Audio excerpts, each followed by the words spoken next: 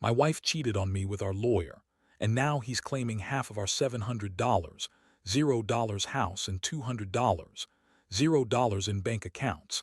I just found out she's been lying about her affair for 2 years while secretly planning to take everything from me. I never thought I'd find myself in a situation where I'd be sitting alone in a dimly lit room, staring at a stack of legal documents, feeling like my entire life was crumbling around me. But here I am. It all started about 2 months ago when I began noticing little things. My wife had always been a bit of a drama queen, quick to get defensive, overly protective of her phone, and strangely secretive about her schedule. At first, I chalked it up to her being stressed with work, or maybe just her usual manipulative behavior. But then I noticed she was more distant, colder even, during our conversations. She'd brush off my concerns with a bitchy attitude, telling me I was overthinking everything or that I was just insecure. What really got my attention was how she suddenly became obsessed with her phone. She'd hide it whenever I entered the room, like a kid hiding a secret. She'd get defensive if I asked to see it, claiming I was paranoid. But I wasn't stupid. I knew something was off. I started paying attention to her habits, watching her come home late, always claiming she was working late at the law firm. She's a paralegal, so I assumed she was just busy.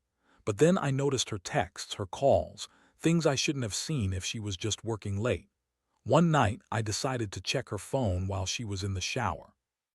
I know I shouldn't have, but I was desperate, and what I found made my stomach drop. There were dozens of messages between her and our lawyer, Mark. Flirty, suggestive, explicit even.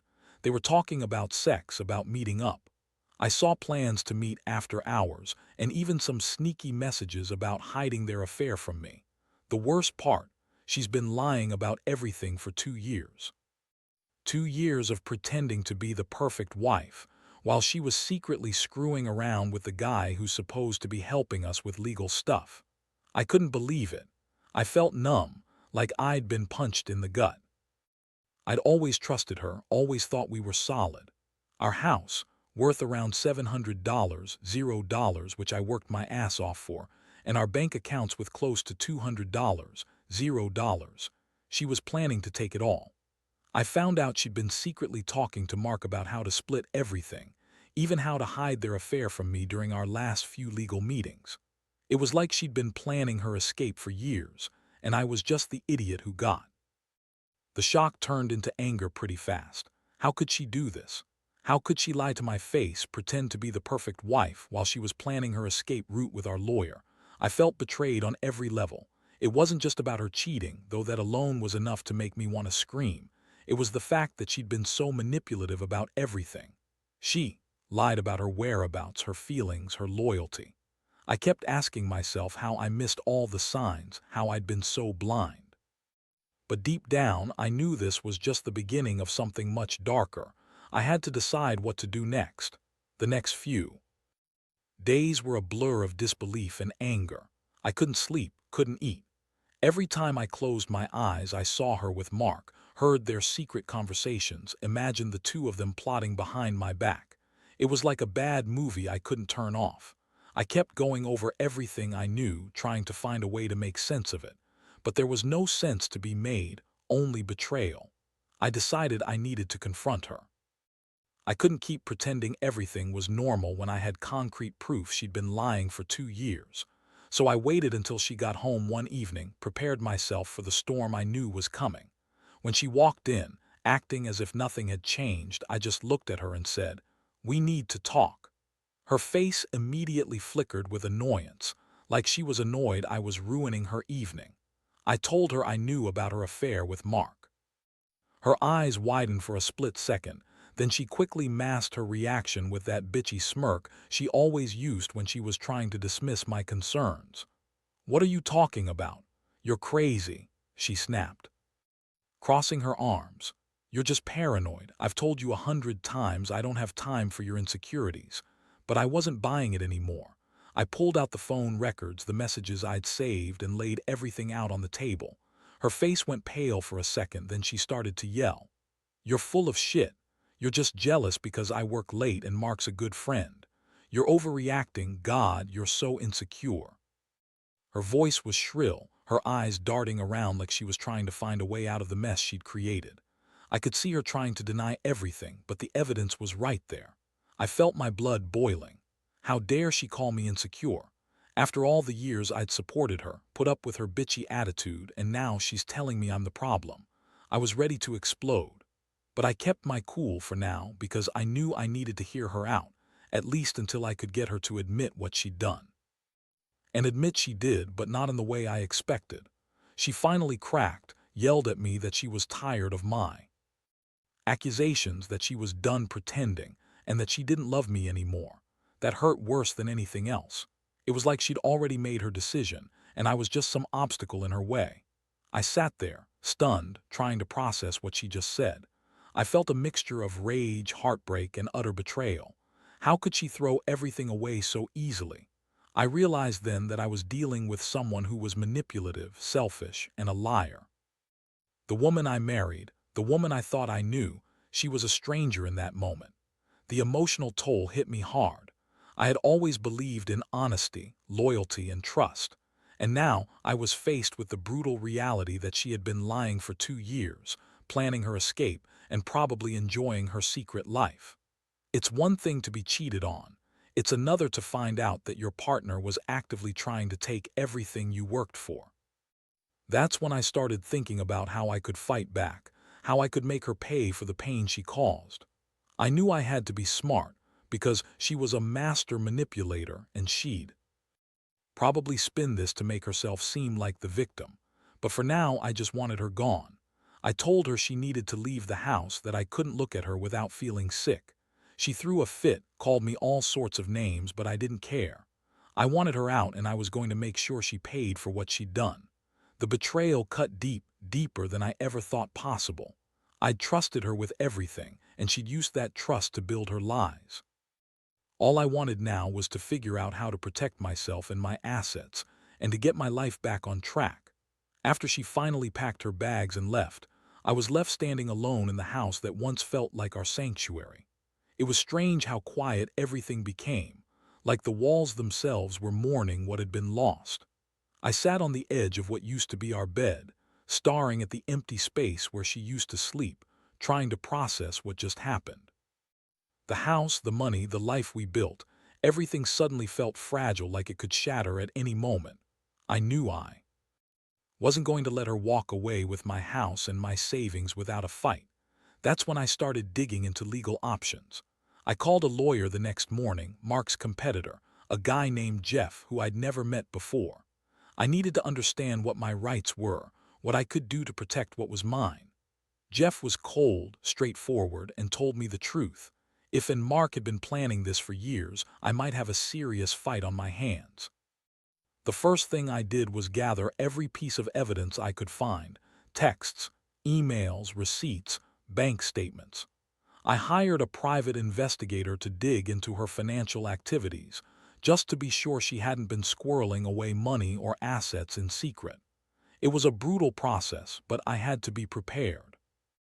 I also started looking into our legal documents, marriage agreements, the house deeds, bank account details, to figure out how much of what I owned was legally mine and how much was vulnerable to her schemes. Meanwhile, was busy spinning her own lies. She kept calling, leaving angry voicemails, telling me I was an asshole for ruining everything and that she was the real victim here. She insisted she was leaving because she needed space, that she was not happy, and that I was just controlling. But I knew the truth. It was all about the money and her plan to get away with it. Every time she lied, I felt a surge of rage. She'd been lying to me for so long, I wasn't sure I knew who she really was anymore. I also started talking to friends and family, trying to piece together her behavior over the last few years. Turns out she'd been acting strangely long before I found out about Mark. She'd been secretive at work, sneaking around with her phone, and even talking about getting out someday. I realized she'd been planning her exit for a while, and I'd been blind to it because I wanted to believe in us. The most shocking part was discovering that she had been secretly planning to take half of everything. Mark was not just her lover, he was her partner in crime. They'd schemed together probably for months, maybe longer.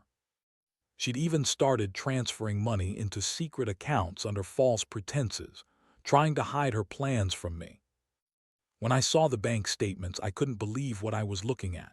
She drained some of our savings, moved it offshore, and was getting ready to disappear with half our house's value and a chunk of our savings. I was furious but also terrified. This wasn't just a betrayal of love, it was a betrayal of everything I worked for.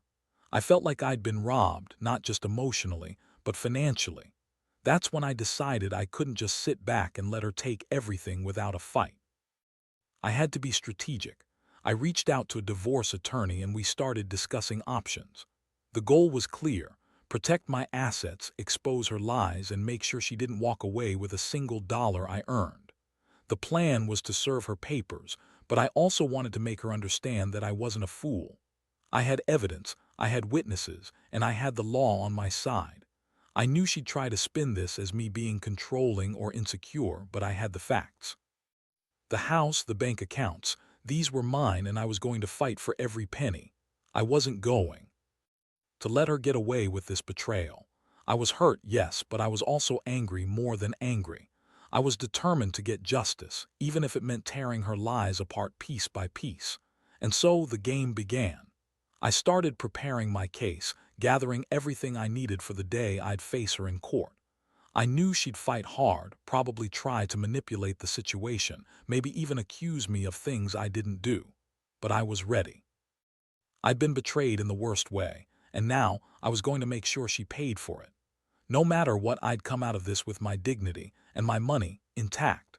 The day I served her with divorce papers was like stepping into a storm I knew was coming but couldn't fully prepare for. Her face twisted when she saw the documents, her bitchy attitude evaporating for a moment, replaced by pure rage. She screamed, called me every name in the book, and accused me of trying to ruin her life. But I didn't care. I stood there calm, knowing I had the law and evidence on my side. The moment she realized I was serious, her tone shifted. She started pleading, trying to manipulate me with tears and fake remorse. She said she was sorry, that she didn't mean for it to happen, that she was just stressed and made a mistake. But I knew better. I knew her game. She'd been planning this for 2 years, and she wasn't going to back down easily. I was prepared for her to try and spin this into me being the bad guy, but I made sure my lawyer had everything documented: her lies, her secret transfers, her texts with Mark. The legal battle was brutal from that point on. Hired her own lawyer, of course, Mark's firm's rival. I could tell she was trying to play the victim, crying to the judge about how unfair everything was, how I was trying to control her. But I had the evidence, and I made sure it was all presented clearly. Her lies started to unravel fast. Her lawyer tried to argue that she was justified in her actions, that she was forced into this marriage and deserved her share. But I shot that down with proof of her plans from the start. Meanwhile, Mark was trying to play it cool, but I knew he was panicking. I had his texts, his secret meetings, the plans they made. I also found out he'd been pushing her to get the house and the money, claiming that it was their right because she was the one who had been loyal to him. That was the moment I realized this wasn't just a simple affair. It was a full-blown scheme to cheat me out of everything I'd worked for. The more I uncovered, the more I knew I had to fight harder. The court process dragged on for weeks. Kept trying to manipulate the situation, claiming she was just trying to find happiness, that I was toxic, and that she deserved a fair share. She was bitchy, combative, and often downright disrespectful, but I held my ground. I had the evidence, and I was ready to go all the way. I hired a financial investigator to track her offshore accounts, and sure enough, she'd been squirreling away money I didn't even know existed. I also learned that she'd been secretly talking to a lawyer about how to claim half of our assets, even before she left. That was the moment I realized she'd been planning her escape from the beginning. I was furious at her lies, her betrayal, and her greed. But I also felt a strange sense of clarity. I had been blind for so long, trusting her blindly, believing in the life we built. Now I saw everything for what it was: a carefully crafted scheme to take everything I had. The house, the bank accounts, everything I'd worked for. She thought she could just take it all and walk away. But I wasn't going to let that happen. I made it clear in court that I was prepared to fight for full ownership of the house, especially since I'd paid the mortgage for years and she had no legal claim to it. The judge listened, and I could tell he was skeptical of her story. Her attempts to paint me as the villain only made her look worse. I felt a strange mixture of relief and exhaustion. I knew the fight wasn't over, but I was finally starting to see a way out. I had the law on my side, and I was determined to hold onto what was mine. Lies were unraveling fast, and I was ready for whatever was next. I just wanted this nightmare to end, so I could finally start healing from the betrayal that had torn my world apart. The court hearing was intense, but I felt a strange sense of relief as the judge listened to both sides. His lawyer tried every tactic to sway the court, claiming she deserved half the house because she'd contributed emotionally and that she was entitled to her fair share. She even tried to spin her affair as a marital breakdown, arguing that I was controlling and unloving, but I had all the evidence. Her texts, the offshore bank transfers, her secret meetings with Mark. I knew I had the upper hand, and I was ready to fight for what was rightfully mine. When it was my turn, I laid out everything. How I'd worked tirelessly for the house, how I'd been planning her escape for years, and how she'd betrayed me in the worst way.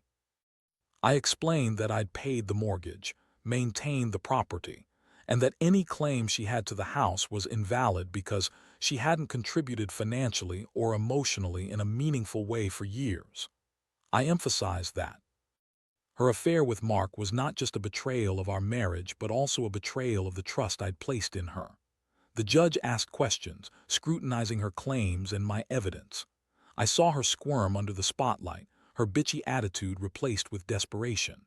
She tried to cling to the idea that she'd made sacrifices, but it was all hollow. Her lies about her affair, her secret bank accounts, and her plans to leave with half of everything had been laid bare. It was clear she was trying to manipulate the court, but her tactics failed. Meanwhile, Mark's role was also scrutinized. His lawyer argued that Mark had no obligation to her, that he was simply a legal professional doing his job. But I knew better. Mark had actively participated in her scheme, helping her hide assets and plan her escape. The evidence was overwhelming. I could see the judge's skepticism growing, which was a good sign. In the end, the judge ruled largely in my favor. He awarded me full ownership of the house, citing that I'd paid the mortgage and maintained the property for years. He also ordered to return the offshore funds she'd transferred, and declared that she had no legal claim to the bank accounts we shared. Her attempt to claim half the assets was dismissed. The court also issued a restraining order against her, preventing her from contacting me or interfering with my assets. The aftermath was a mix of relief and exhaustion. Was furious, she yelled, called me every name in the book, and even threatened to appeal. But I knew I had the law on my side, and I'd fought hard for this. I started the process of rebuilding my life, slowly but surely. I changed the locks, moved some of the money into accounts only I could access, and began to take control again. The most surprising thing was how much lighter I felt once the court made its decision. All the lies, the manipulations, they couldn't hold up anymore. I realized I'd been so blinded by love and trust that I'd let her get away with things I shouldn't have. But now, I was finally reclaiming my life, my home, and my dignity. I learned a lot from this experience, about trust, betrayal, and the importance of being vigilant. I knew I'd never let someone manipulate me like that again. Looking back, I see how naive I was to think I could fix what was broken. But I also see that standing up for myself was the only way forward. The betrayal hurt like hell, but it also opened my eyes to the kind of person really was. I don't regret fighting for what's mine. If anything, it's made me stronger. I just hope others don't make the same mistake I did, trusting blindly, ignoring the signs, and letting someone take control of their life. Because when it all falls apart, you better have the strength to fight back. After the court's decision, I felt like a weight had been lifted, but the emotional scars were still fresh. I spent the following weeks clearing out her belongings, changing the locks, and slowly reclaiming my space. I couldn't bring myself to look at her things without feeling anger and disappointment. She had taken so much from me, my trust, my sense of security, and nearly everything I had built with her. But I also knew I had to focus on moving forward, rebuilding what was broken. The hardest part was realizing how deeply she'd betrayed me, not just with the affair, but with the lies and manipulations all planned out for years. It was a brutal lesson in trust and vigilance. I learned that sometimes the people closest to you can hide the biggest secrets, and that no amount of love can shield you from betrayal if you're not paying attention. I often wondered how I missed all the signs, how I was so blind to her true intentions. But I also realized that I couldn't change the past. I could only learn from it. I decided to seek therapy to help process everything. It wasn't just about the betrayal. It was about rebuilding my confidence and learning how to trust again, carefully this time. I also started focusing on my career and my personal growth. The house is now solely mine, paid off, and I've managed to start saving again, more cautious than ever about who I trust with my life and my money. Looking back, I know I made the right decision to fight for what was mine. The legal battle was exhausting, but it was necessary. I learned that the truth, no matter how ugly, has a way of coming out in the end. I also learned the importance of standing up for yourself, even when it feels impossible. Betrayal hurts, but it also teaches you resilience, how to pick yourself up and rebuild from the rubble. Now I'm focused on healing and moving forward. I still get angry sometimes when I think about what she did, but I also feel a strange sense of relief. I'm finally free from her manipulations, and I can start fresh. If there's any advice I could give to someone in a similar situation, it's this: don't ignore the signs. Trust your instincts and don't be afraid to fight for what's yours. People can surprise you, sometimes in the worst ways. But in the end, standing your ground is the only way to reclaim your life. I don't know what the future holds, but I do know one thing. I'm better off without her, and I won't let anyone take advantage of me again. My life is my own now, and I plan to spend it rebuilding what I lost, stronger, wiser, and more cautious than ever.